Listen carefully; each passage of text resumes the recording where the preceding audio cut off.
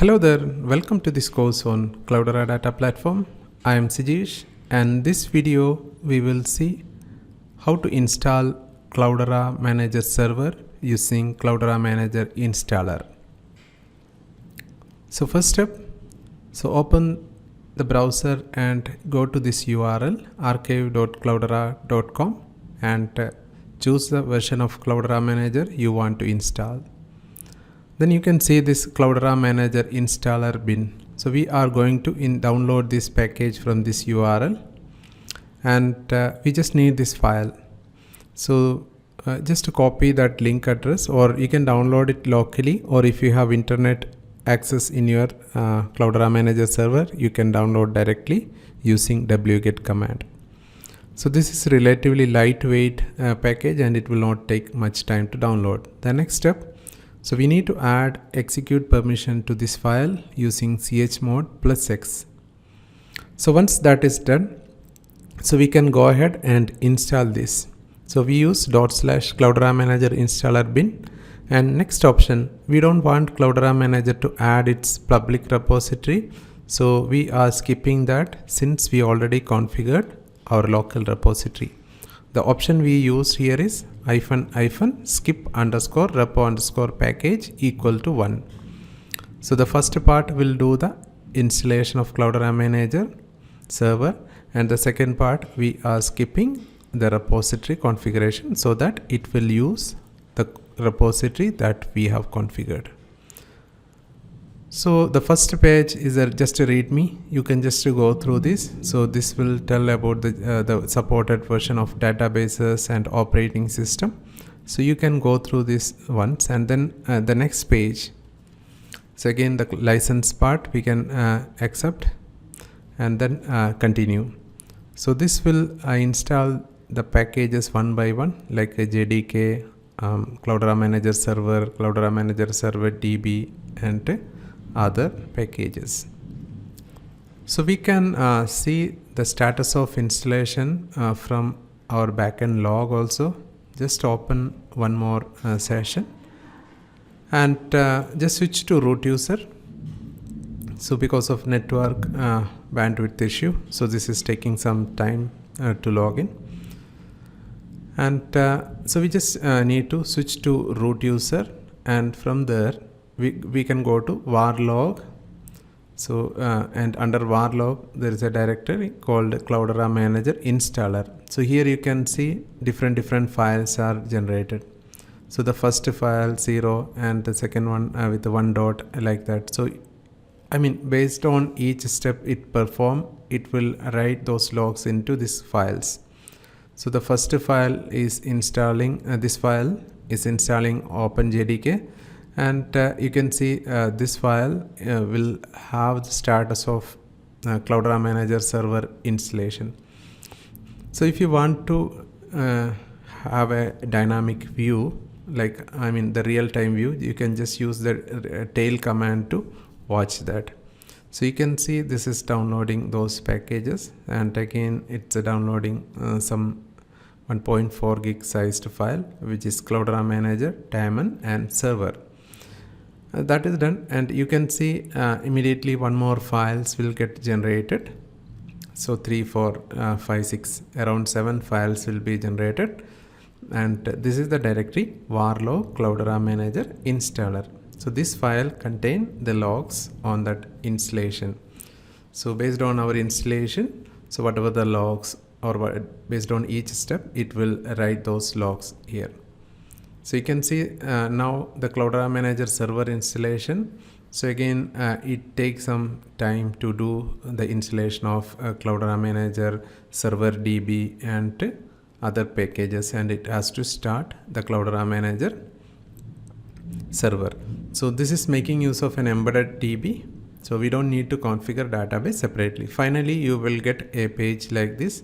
So this is saying like our installation is successfully completed, and Cloudera Manager Server is running on 7180.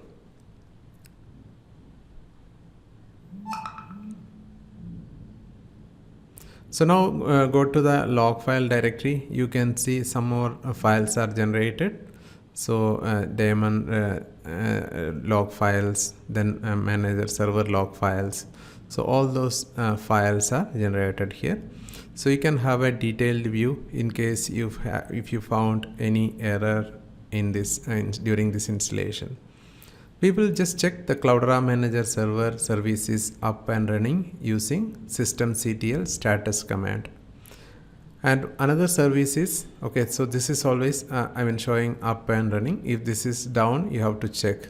So the next service is Cloudera SCM server DB, and this is also the backend embedded DB service, and this is also running. So Cloudera SCM server and Cloudera SCM server -DB. So these two services should be up and running after the installation.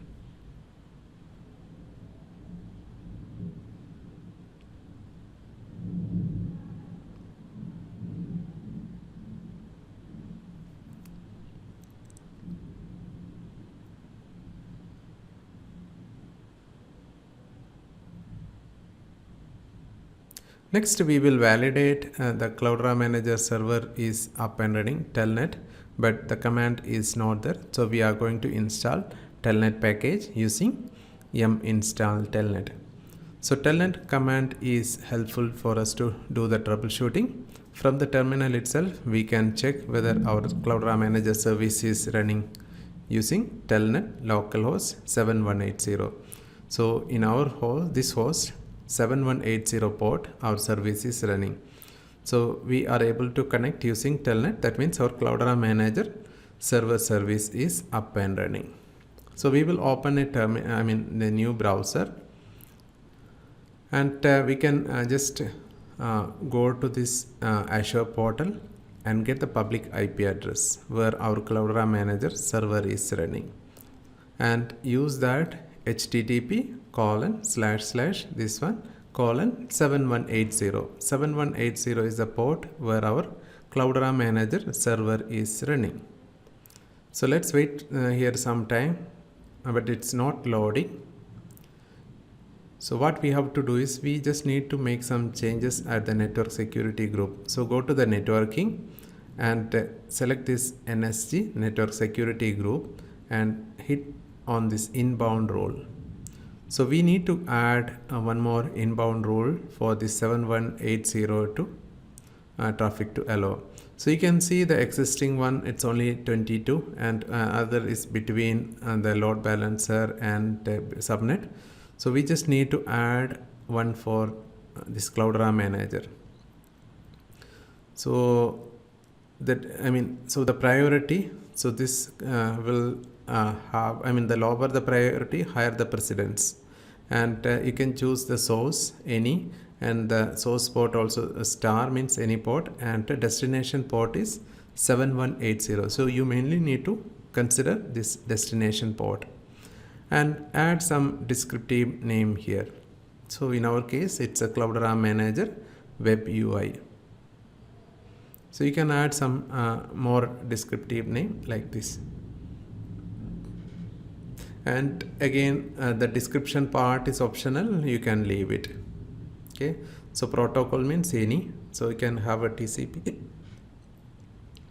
and mainly you need to check that port number.